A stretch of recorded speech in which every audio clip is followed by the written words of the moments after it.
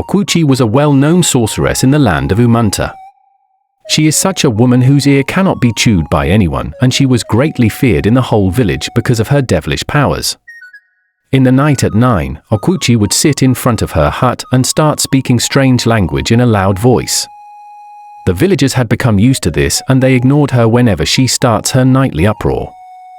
Okeke, the renowned drunk in the village, had once said that Okwuchi is visited by legions of evil spirit at night, and they join in her unusual uproar. Many people didn't believe this. Perhaps when a drunk speaks, his words doesn't come out straight, while some people believed Okeke when he said he sees them whenever he passes her hut at night. Okeke is not only known as a drunk in the whole village, he is equally known as half man, half spirit.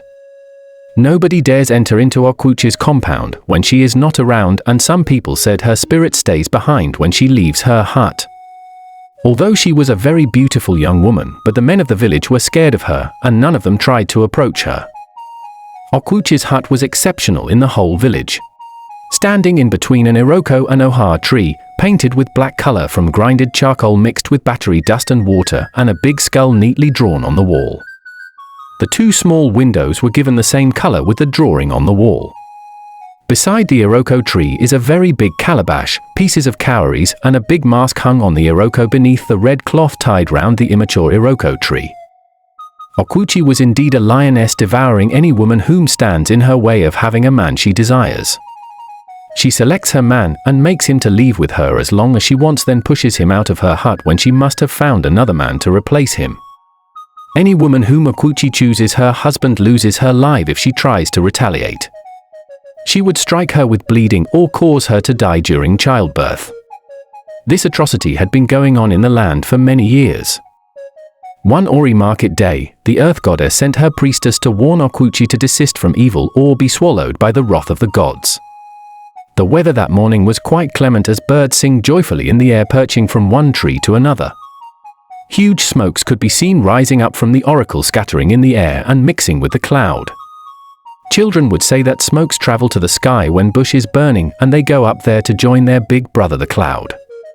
Ezenwanyi walked through the pathway that links the oracle to the main road, with her servants humming in a saddened mood.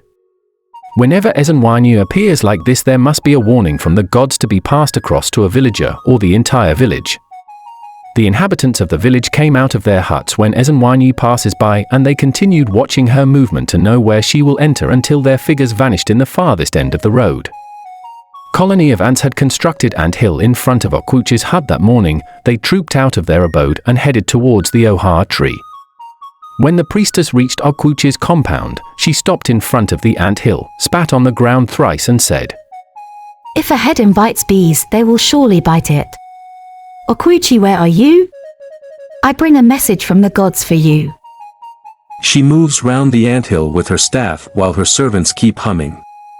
Obi, a newly married man whom had been preyed upon by Okwuchi, sheepishly came out of the hut. "Obi, I know you are not in your right senses, but don't worry, for the gods will set you free today from the spell that witch casted on you," Ezenwanyi said, moving round the anthill again.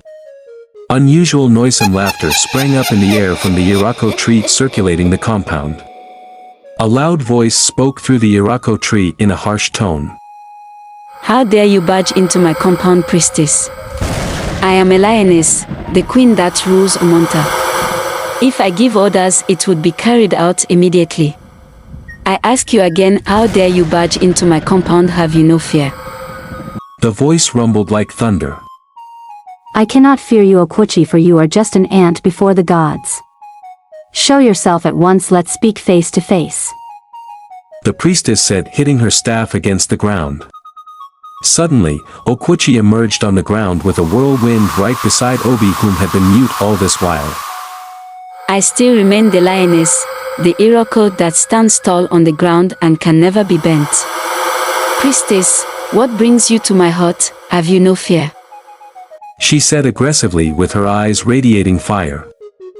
"Okwuchi, desist from evil today, otherwise you shall be swallowed by the wrath of the gods." "Priestess, everyone in this village knows that I am fearless, and I must be feared by everyone, for I am a goddess," she said, releasing unusual laughter. "A fly that doesn't heed to advice follows corpse to the grave." I order you to release Obi. Let him go back to his wife. Obi will always be mine. Let he who thinks he is powerful stand in my way of having him, and I will show him why I am called a lioness. The priestess looked round the compound, pulled her staff from the ground and said, The great goddess of our land, I have done the work you assigned to me. Vengeance is yours, therefore, do what pleases you. She left the compound with her servants. Okwuchi burst out laughing immediately as Mwanyi left her compound. Unexpectedly, thunder struck her when she was about to enter into her hut, and she dropped dead instantly as her skin turned black as charcoal. The thunder equally struck the Irako tree and pulled down her hut with it. Obi regained his sanity and he ran off to the main road, having seen what had happened. The villagers assembled at Okwuchi's compound. By then ants had already started feeding on her body, and they later threw her corpse into the evil forest, for she died an abominable death.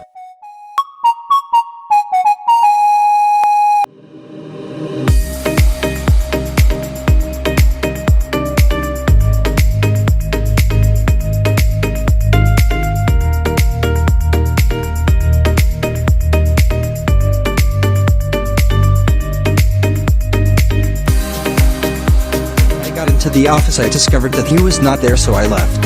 Who was not there? How come he started looking for the money immediately he entered the office? It is on record that you were the only